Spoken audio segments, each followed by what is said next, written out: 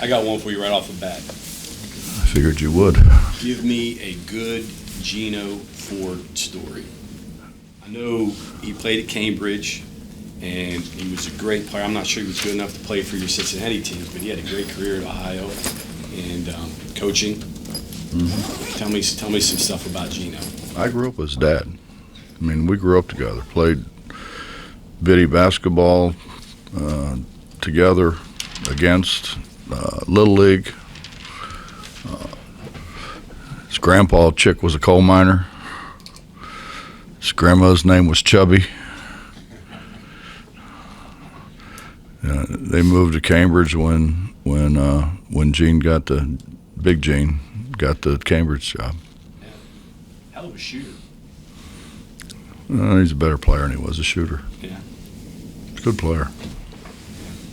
They had who was the other guy from Columbus, the big kid? He was really good. He played in the league for a long time. They had a really good team.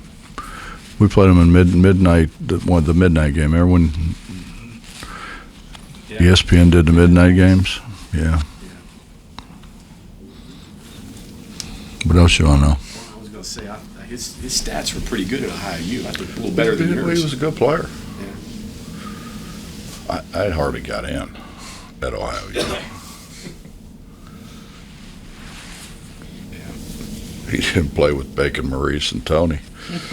And really, Bosco shot it every time. Yeah, we know. Somebody mentioned that the other day to me. I don't know who it was. You're a little concerned. You're giving them, what, four days off after Stony Brook and then getting ready for league play. You're a little concerned about conditioning when they come back? Mm-mm. No? No, we fortunately have guys that like to play, and I think they'll run, they'll condition themselves. So no lectures about don't eat too much, that kind of thing. We're going to meet Mr. Treadmill on. Okay. Mm-mm. No concerns. Would you rather have one more game before going to Big 12 play coming out of this? Get your legs back, kids back. I don't know. I don't think they're going to be in the gym, so I don't think it's that big a deal with this group. Some groups it is, but I don't think with this group. I mean, we got guys that get the shakes if they don't get in the gym enough. You see Eric not being in the gym for 5 or 6 days? No. I'm surprised he hasn't moved in there. He pretty much has. Same offense you ran last year, you're running this year. Same offense you ran for 30 years or whatever. Is it spacing? Is it players? Why are you scoring more now than you have? Competition? What is it? Probably a combination of all those. It seems like spacing has been really good with this team. Well, we've spent a lot of time with it, but we don't deliver the ball when the ball needs to get delivered. If we could deliver the ball on time, I mean, we would really score a lot of points. We hold the ball too long. Is that a product of playing more together? It's a product, I think, of working on passing the ball. Throw it away from the defense. Don't throw it on the defensive side. Don't throw it at people's feet. Don't throw it over their head. If they put their hand out and say here, you probably ought to throw it there. And we probably overhandle the ball too much. Having said that, though, I mean, last year that's all you talked about. We don't pass it. We dribble it too much. We do. We still do. Yeah. These guys just make more shots. It seems that your offense, the one that you like to run, is different guys with different roles. I can't picture you with a 32-point a game scorer out there. I think you might have wanted to try that last year with Taz or something like that, but it doesn't work in this offense. If you got to go share the ball, like you say. Well, I think we probably have more guys that can score with this team. I mean, Logan got 30 a game running the same offense, and he's 5'8". He got 30 a game. Multiple guys got in the 20s, 20, 25, 26, down to 20. I mean, there were times I had 2 or 3 guys scoring 20 a game. It's an equal opportunity offense. I think that's what they like about it. It's not geared to throw the ball to the same guy all the time or have the same guy take the shot all the time. So you're going to have more people involved. And it depends on, how good guys are. If the guys are, they're good players, but they're not real good players, then you're going to have a lot of equality probably. Look at Jimmy. Jimmy didn't score in junior college, and now all of a sudden Jimmy's going to end up being a double-figure scorer, I would think.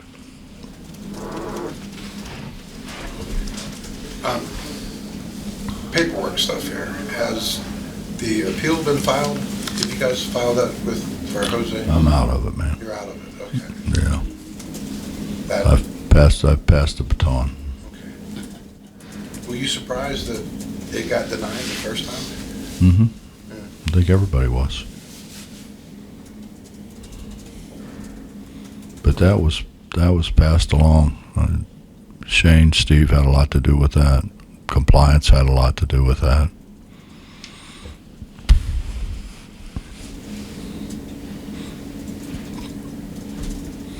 Bob, what is Bob Huggins' family Christmas like? Well, I guess by demand, I have 4 sisters. So generally at one of the 4 sisters' houses initially.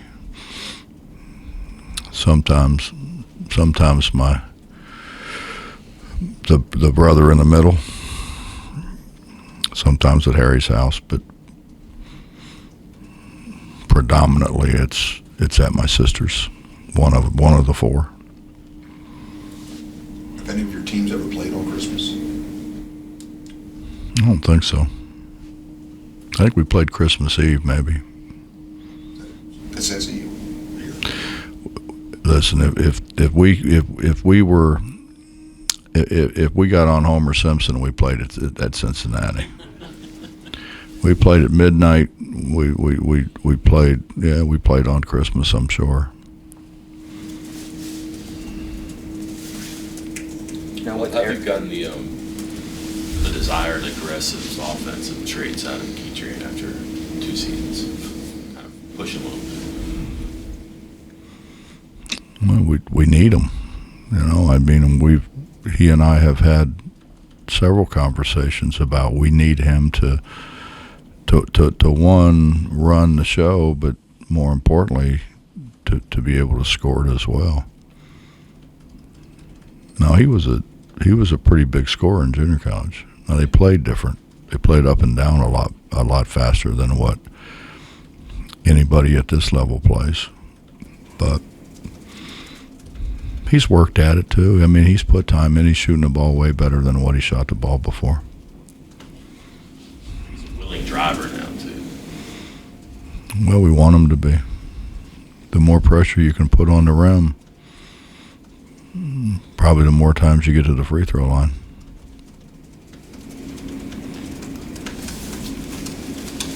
When you look at his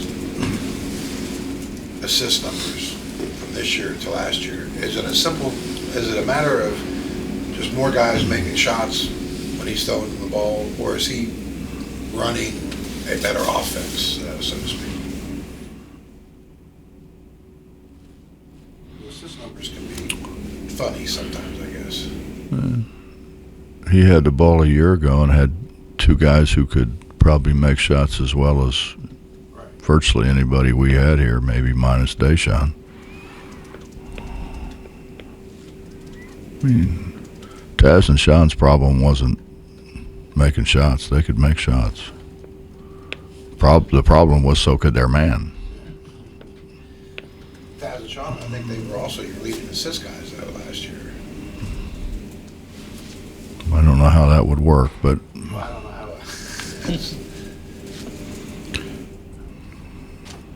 no, I mean, we wanted Keedy to grow into being a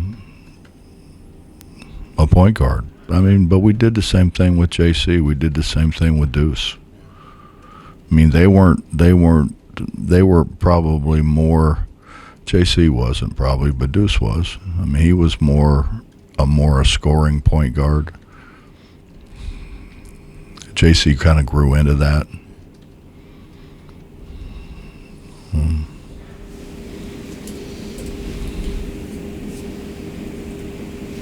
Have you, by and large, to this point, gotten what you hoped to out of non-conference play as a whole?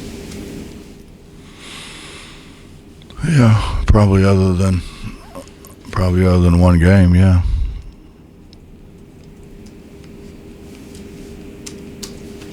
How's Emmett doing? Getting better. I think what they ultimately decided the problem was a deep bone bruise, and it's getting better. I mean, he's feeling a lot better. I think the goal is for him to start practicing as soon as we get back to practice and get ready for K-State. When something that happens in a game, it looked weird, right? Because he gets checked out and all that. I think he played the rest of the game when he came back in too, which is kind of remarkable when you think about it. But you have so many things going on. You have real time monitor a player and a knee and ankle, whatever that could be hurting him. By the way, Coach, I've always had guys who played through a lot of things, be it sprained ankles, stubbed toes, tweaked knee, or whatever it is. Fingers. They've always wanted to play through it. And then when practice comes the next day, they're not real sure about all that, but they shouldn't be. I mean, they should be in rehab. That's the beauty of having this building, is that we have rehab here. It's not like being in the Coliseum where all we had was a tub. This is as good as any NBA team has. So I think probably they're a lot more willing, and I think they believe a lot more in the treatment, which I think means a lot as well. Bob, in your playing day, did you ever lift weights, and when did you become an advocate of that? Yeah, I lifted.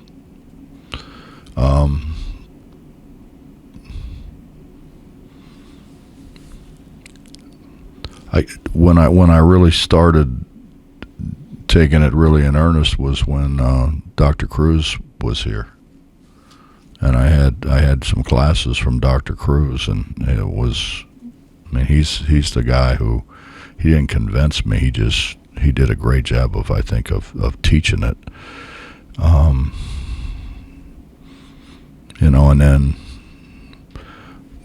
then nobody lifted much when Jody was here.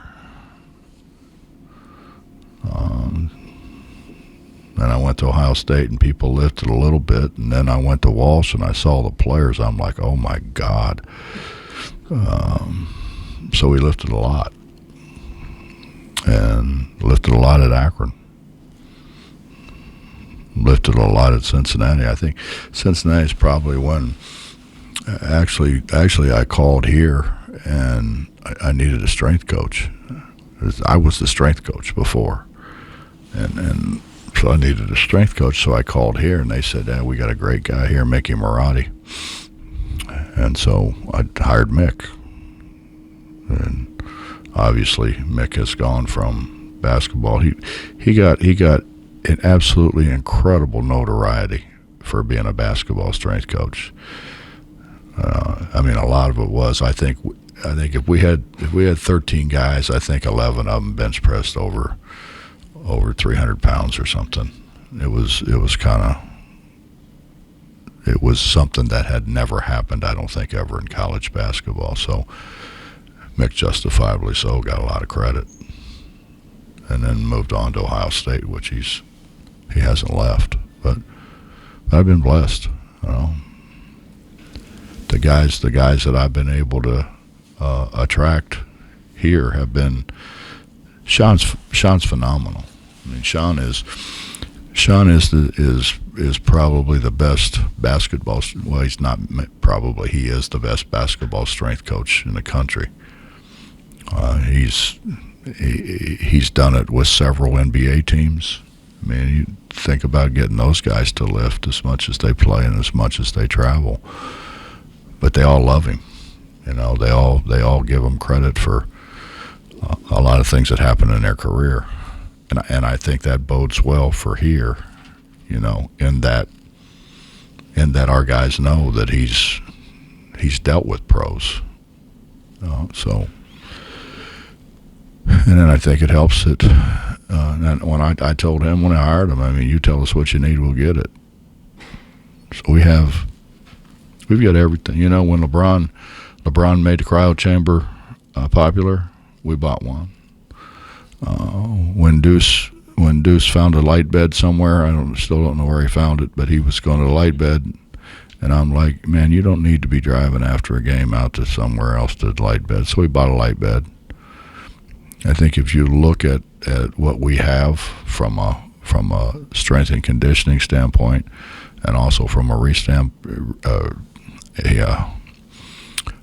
rehabilitation standpoint, nobody has anything like what we have. So, How much did you deal with the stereotype of basketball players shouldn't lift in the early days? it's a stereotype. Mm-hmm. But it was out there common at that point? I mean, early, way back when? When I was playing? Mm-hmm. Yeah, very much so when I was playing. Yeah. You know, with Eric, like you said, he's your most vocal leader, and the other day you said it's hard to get into words sometimes with him. You know, personality-wise with him and with you, you know, why do you think he's come in and you two have worked so well together? Because he listens when I tell him to shut up. He listens.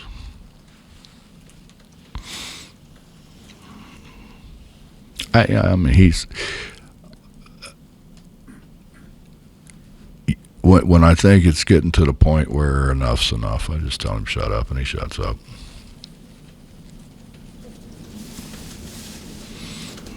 There's a tremendous advantage to people thinking you're at least as crazy as they are, and maybe more.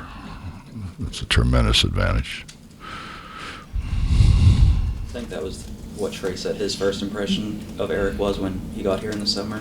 You know, how do you think that was at the beginning with, you know, him and those guys? With what are the guys that were here? Crazy, in some ways. He enjoys playing. I think it's more. He talks a lot because he enjoys playing.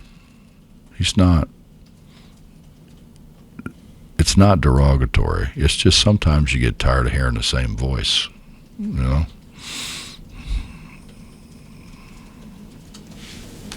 What are you guys doing for Christmas? You staying here? Or you going?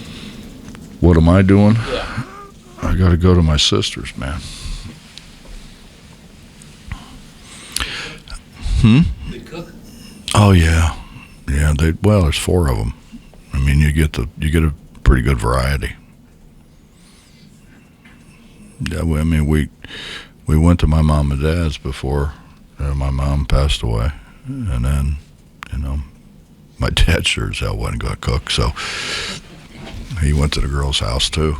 So the thing became they alternate, and everybody goes there every once in a while. Go to Harry's, but primarily that's what happens. You guys don't host? Probably have the biggest house, I would guess, right? Yeah, we did once, I think, or twice. I don't know, something. But it's all around a game. You know, it's not to drive down here, you know, in the morning and drive back at night that's a good drive. So we have hosted it, I guess, but it's been around basketball. Bob, if I go back to Emmett for a second, you said maybe fun is the right word. Informative to play without him a little bit. It's the guy who's getting the most minutes. You talked about it probably hurts you a little bit on defense, but you still won. You recover a little bit. Now you can do it again. And you might not happen for times for different reasons, for foul troubles or matchups. And the guys have no choice but to soak up minutes or make it work without him. Well, I mean, I think it's Kobe and Seth are two guys that have put time in here, you know, and have worked hard at it. So I think we needed to give them more minutes. This just gave us more minutes to give, that's all. What'd you see without him that you liked or didn't like? Without Emmett? Yeah, Emmett. Practice and games. Maybe improvements from the first time. He's I think, without question, the most versatile guy we have on our team. You know, in that, you know, when he wasn't a very good shooter before, but he did a lot of things. He'll rebound it at both ends. He can defend a big or a small. And now that he's become a very good three-point shooter. Before he scored it, you know, inside the circle. Now he can score it inside or out of the circle. He's our most versatile guy. And he's also got more experience than anybody else. He's our most experienced guy.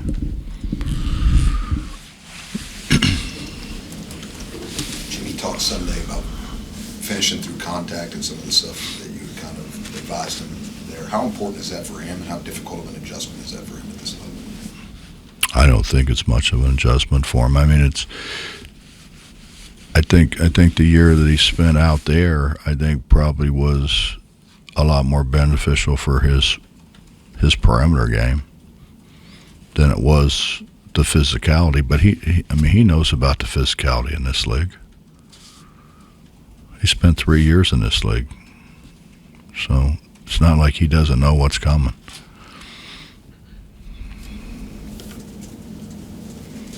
Well, back to the strength thing. Strongest player you've had, pound for pound? I think you're just big guys, but is the strongest guy you've had? Oh, wow. Strongest guy was, I don't know. They had Curtis Bostic, Eric Hicks, Danny Fortson, D'Antonio Wingfield. Take your pick. Curtis was state champion kickboxer, state of Illinois. Or Colonel, he was he was in Boston, I think, suburban Boston, but he was state champion kickboxer there. Lavertus Robinson was a state champion kickboxer in Illinois. No. Who's the strongest you played with? Who's it? The strongest? Yeah, Bake was skinny. Mo, Who's our strongest here? Yeah. I don't know. Sean would be better. Sean could answer that better than I can, but I would assume Jimmy. What about in your playing days? Out of the equation. Probably Mo. Probably Maurice.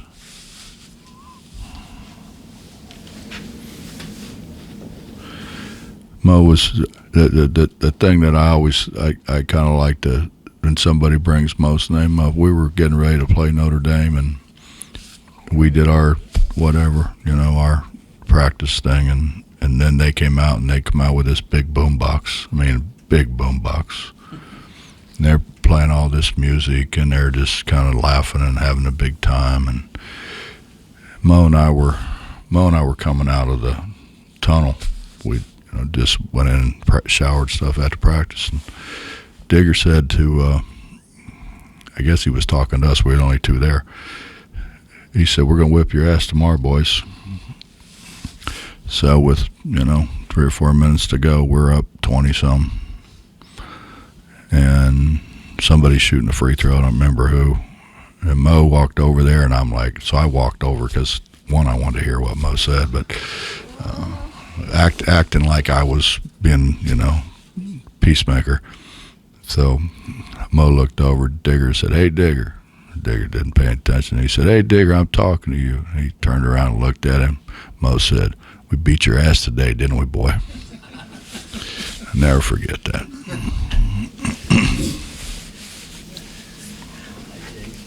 Coach, thank you. Yes, sir.